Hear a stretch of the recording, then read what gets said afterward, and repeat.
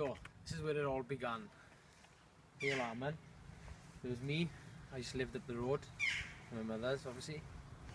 There was a monk called Steve who lived here. And then the young Rhys used to live down there. There was a good few years between us all.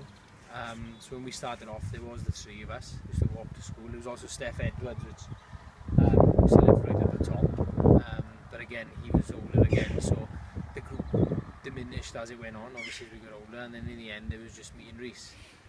And that's when I'd be walking down here and then he'd be waiting for me at the bottom of his road.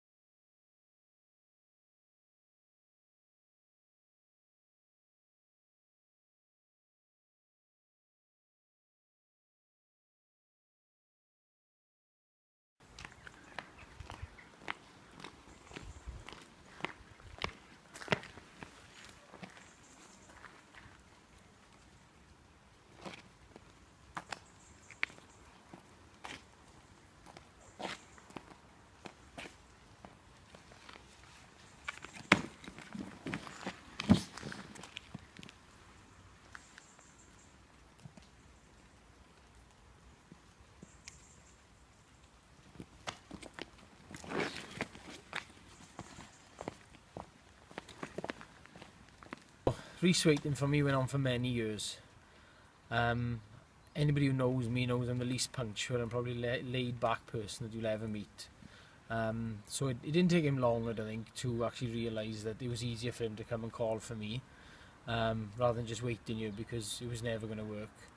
And by coming to call for me, he knew then I'd have to get out of the house. I think from about that age then, I think our friendship just grew, because we were in secondary school. We had more things in common. We was both playing rugby. He said I'd taken an interest in doing weights and stuff, so we were spending more time out of school, not just walking to school, but more time out of school. And like I said, rather than just a pair of gingers walking to school to avoid the bullies, we were then actually becoming best of friends by the age of 16 to 18. I think what actually made us click was the fact that he was so naive and gullible, and he couldn't see that whenever I was leading him astray or trying to get him to do something stupid, he could never see that I was leading him into those type of situations. And I gotta think it is my best accomplishment was in his GCSE years, and I managed to convince him to drink a couple of cans of Cellan on the way to school. We skipped our first lessons, we walked on the railway, and we both shared a 4-pack of Cellan each before going to school.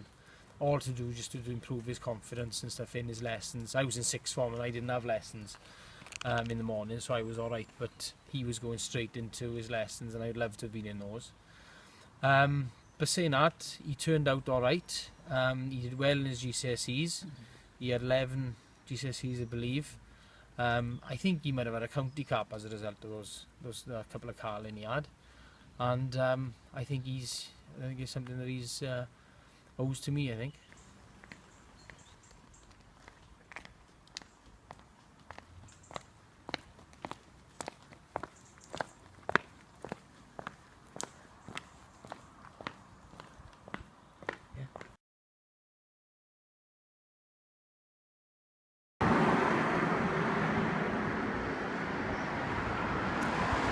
Right, me and Rhys were now our own age. I think Rhys would have been about 16. I was a little bit older, and now we started going out to pubs, drinking.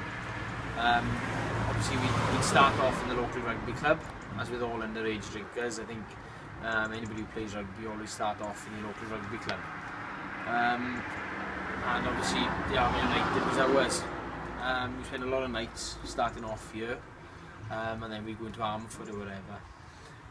Always sticks out to me is Rhys's terrible dress sense. It's probably some of the worst clothes that the Army has seen since Son of God, Joel Skitlali.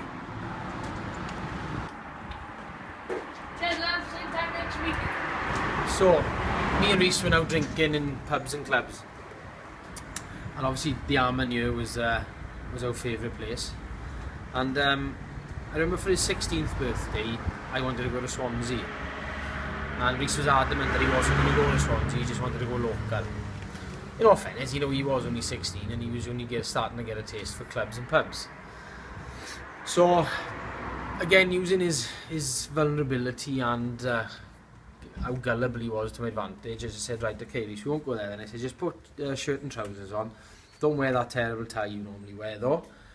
I said, we don't need that. Why? You know, where are we going? Don't need that in Armaford. I said, no, but you never know, you know, you might have to go to some pubs in Armaford, serious, that they need shirt and tie and trousers, especially like the pick and stuff. All right, okay.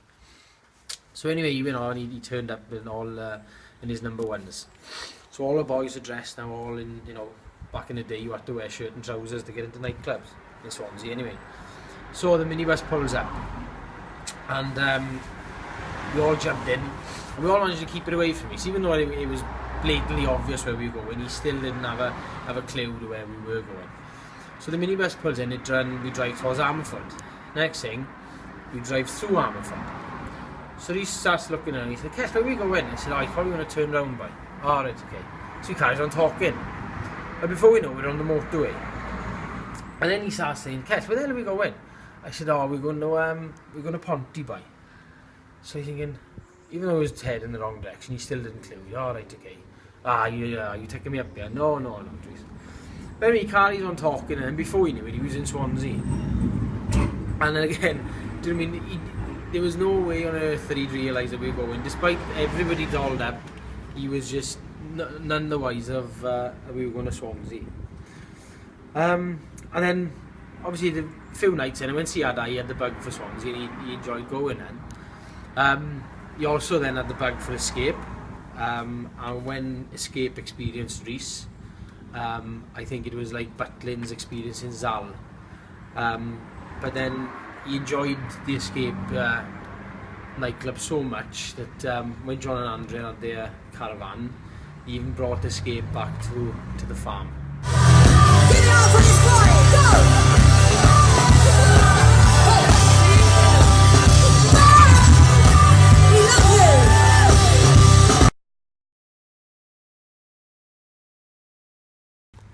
So, Rhys experienced Escape and loved it. Loved it so much that he decided to bring it back to the farm. And still to this day I thank Andrea and John for buying a caravan, because those weekends which they went away was absolutely brilliant in this place. We had hell of a laugh. There's some cracking stories, and there's too many to mention, obviously involving all the boys there. But there's one that obviously sticks to my mind. Is when I don't know how it happened, but there was a swing on one of the trees out there, and about 3 o'clock in the morning, I think Chris Looney jumped on the swing. The swing went out into the darkness. There was a lot of commotion. The swing came back with nobody on it, and just remember Looney getting up from full of stingies and everything, and that was a cracking night.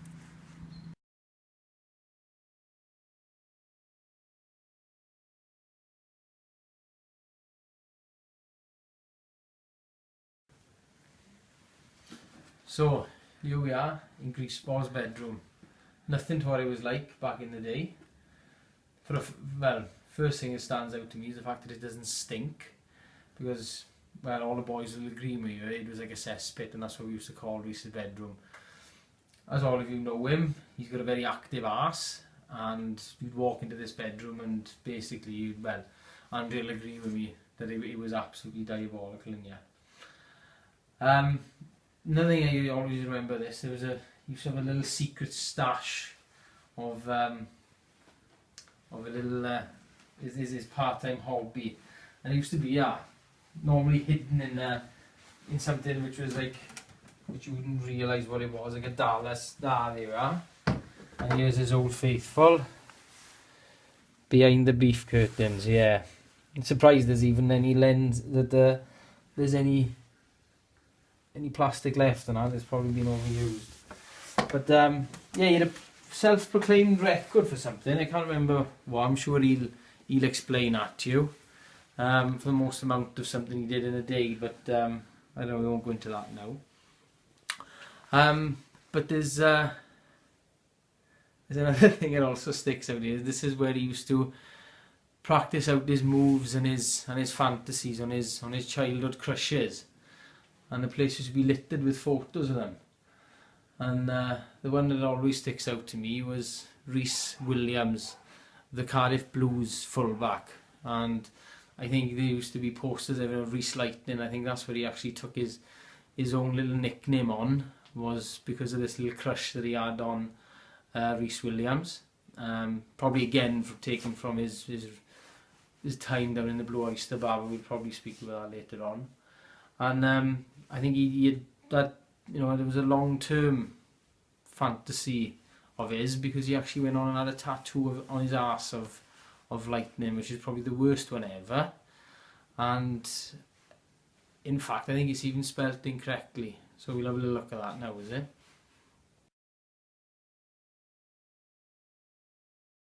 Coming back into Andrea and John's house, obviously I've got a lot of good memories and some real good times here. But there's one time that always sticks in my mind as a bad time, and that was when me and Rhys went out on an all-day and we'd often sleep in each other's houses. There was one occasion we were sleeping here, and we used to top and tail, we used to double bed. So we went off to sleep, and I just remember waking up in the middle of the night, absolutely freezing cold, and shivering, and thinking, Jesus Christ, it's cold in this house. Then as I went to turn, I just could feel in myself that I was absolutely soaking wet. So I stumbled out of bed, tried to find the light, and I stumbled into the wardrobe here, managed to turn the light on, just to find Rhys curled up in the fetal position in the top of the bed, in the dry patch, with nothing on. So I'm standing there absolutely soaking wet. It looks as if I've been hit with a power washer, my hair was up, everything. So not to make a fuss, I thought, right, okay, I'll just carry on, I'll just let him sleep in the pee, and I'll make my way to Gareth's bedroom, because I knew Gareth was up in Yorkshire at the time because he was doing his apprenticeship. So I had to take my pants and everything off, so I improvised by just grabbing an old t-shirt and tying it on my waist. So I made my way out. I didn't want to turn the lights on again, not to wake anybody up. So I went into the bedroom, went to get into bed, to hear a voice, Cellan, ti'n ystafell anghywir, boy. There's John. I was in John and Andrea's room. So I quickly made my way out of the bedroom. Thank God I didn't get in Andrea's side. And I thought, right, okay, I'm not going to risk it again. And I went into the living room. So I made a little bed on the settee and I went to sleep. So in the morning, I woke up with a tea towel around my waist, and to my right, Mam Gi was ironing. And she said to me, "Do you mind disgled a day, Cellan?" As if nothing had happened, and it'll just always stick in my mind of what had gone on that night. And she didn't batter her eyelid, fair play to her, but the scene must have been horrific for her.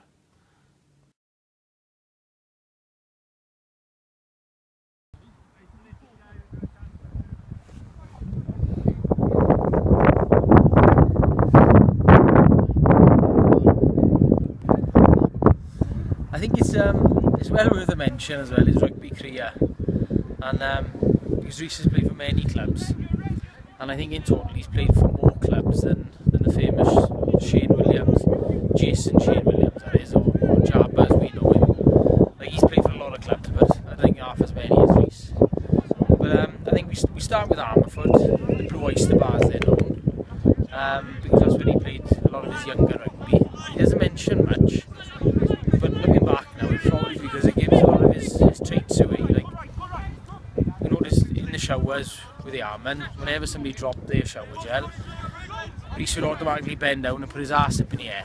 And we thought it was a coincidence first of all, but then every time the shower gel dropped, his ass went back up. So it was, I think there's got to be a correlation there between playing here and that little habit of his. He's also the first in the showers and the last to leave, so again, that's probably something that he's picked up down here. You know, that he's definitely one for the cock watching. And looking here today, there's a lot of talent on show, so no wonder he spent a lot of his time down there. But I think it's we'll move on to other clubs now shortly.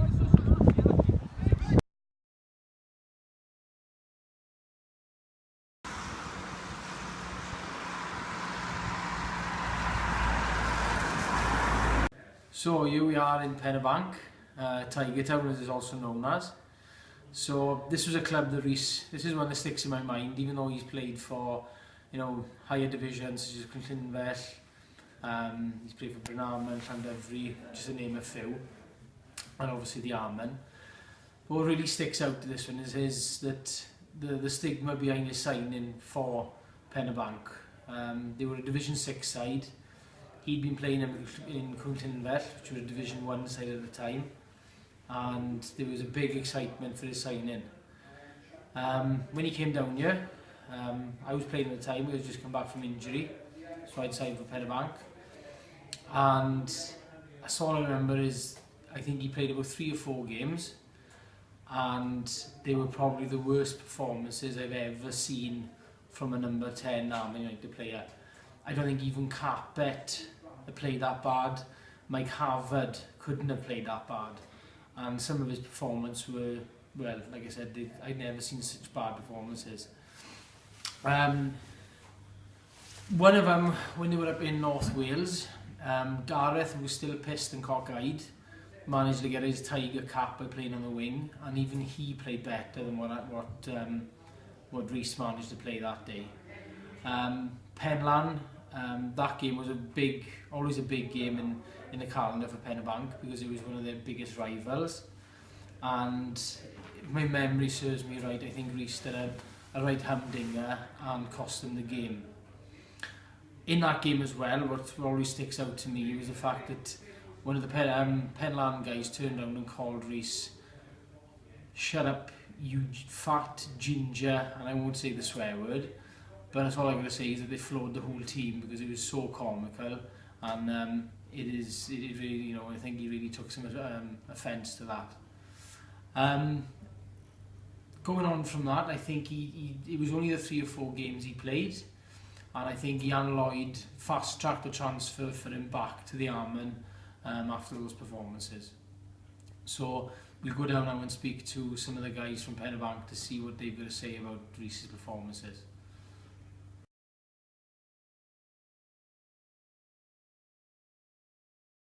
I'm down in Tiger Town, where Rhys played a little bit of his senior rugby, and I'm going to hand you over now to the captain of the time, James Bush, when Rhys was flat out and down here playing.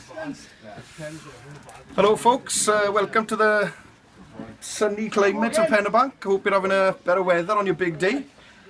I'm just going to speak to you a bit quickly about Rhys's time in Pennebank. We first heard about his availability when his real father, Steve McKay, got in touch with us, said his boy was looking for a club. Zal brokered a deal and Rhys came down. A lot of excitement here, a very good player.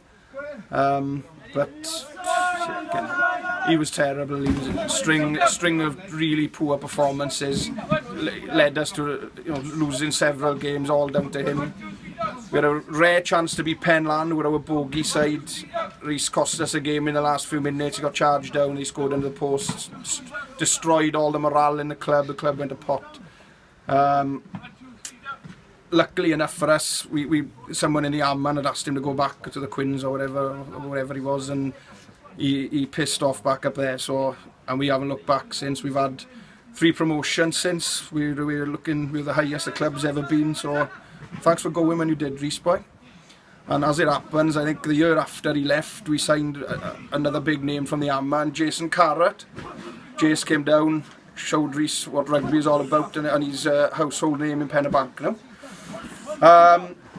Yeah, so I think that's just a flavour of what Rhys's rugby in Pennebank was like. He was terrible from start to finish.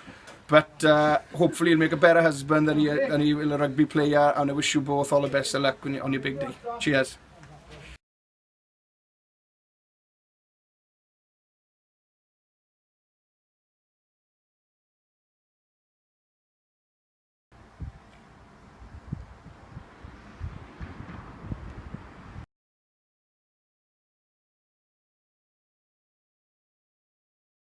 Right, so here I am in Fort Grenig Road. This is the first house that me and Hayley bought. Rhys, in all fairness, spotted the house. He came around and said to us because he knew we were looking. We were either going to move to Neath or we were going to stay in Glenarman. So this little house here came up for came up for sale, and then we bought it. Needed a hell of a lot of work done to it. We did a full renovation on it, me and my father. A lot of the boys helped. Amazingly, Rhys went disappearing for those 6 months. Hardly seen him. Every time I'd ring him, he'd only ring back after 9 o'clock at night. Obviously knowing that I was probably looking for a bit of help to do some work in the house. But in all fairness, he did help me once or twice. He did a little bit of tiling, which I think in about 4 hours work, I think he spent more time eating and drinking than what he actually did any work. And he was very adamant that he wanted to put the telephone sockets in the house. Even though I run all the wires and everything, he said, no, let me do it, Kat. So I let him do it. So the house was more or less finished, and he came in. It was, you know, we were more or less ready to move in, and he put the sockets in. I thought, okay, fair play. A couple of hours work, and the job had been done. I thought it was a good job. Till me and Ailey went and bought the first phone for the house. When they put the sockets in, and they were all on upside down, we couldn't do anything. So I didn't have broadband for a while then. So apart from that, I think it was a thing. But as soon as we moved back in and we started moving, surprisingly, Rhys spent more time in the house than what I did then. Even though he'd gone missing for 6 months, the 6 months after we moved in, he didn't leave the place. Oh, me and Hayley moved into the house. It was finally finished, and well, Rhys, in all fairness, and he moved in the same time because like I said, he spent more time there than me. Because we didn't have the kids, obviously, then his enjoyment of partying and our enjoyment of partying tended to move to this house then. And it was a perfect venue because it was an old stone house, which meant it was great to keep the noise down. We had a pub just opposite, which was the Fisherman's. And in all fairness, our neighbours were great, but I think because we were a little bit elderly, she was just nog, but I don't think they could hear much anyway, so it was we never had any complaints. But I think the final straw for me was when Chicken George was trimming the hedges over in Gavin Ogg's grand's house, and me and Rhys Ball were in hot pants and high heels, drinking Stella on the little patio behind us there on 8 o'clock on a Sunday morning, and then having a flat out conversation with Chicken George. And I think we actually made him some hot chocolate and did offer him a couple of cans, but he didn't take up to that. And I think that was the final straw then, and then I think not long after, I think we moved up to the new house up in Rodfa Bryn Rose, and little Emily came along, so I think he put a good stop to the partying, but we had some good laughs in this place, some cracking laughs.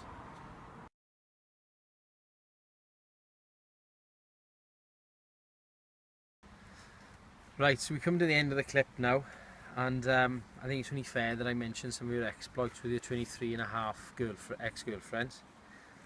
No, only joking. Rhys, you wanted to make you sweat a bit there. Just for the record, that 23.5 is just made up. You're a minger, Rhys. Gemma's your first and last, and it's amazing how we've actually managed to get Gemma anyway. The reason why I'm filming down here is that me and young Tom went to the house now. Your car wasn't there, and we wanted to do a scene outside your new house with Gemma. But when we looked through the window, you were mincing around in Gemma's hot pants and high heels. So we made a sharp exit down here. So this is the opportunity for me to say how much of an honour it is to be your best man. I think the world of you both as a couple. You make an amazing couple. Can't wait for you to start your own little family. It's been a total honour for me today. And I just wish you all the very best. Just on part of my family as well, you know, we love you to bits, Gem. Rhys, you know, we think of you anyway, and I'm probably echoing exactly what Rhys's family think of you both anyway, so, and Gemma's. So great stuff. Thank you very much, and all the best for the future, guys. Love you to bits. For a minute. Hello Cellan Phillips, we're down here in Blue Oyster Bar making an epic movie for Rhys Thomas. Here I am down in Tiger Town, where Rhys Ball played a lot of his rugby. So These cunts are coming up now, no peace.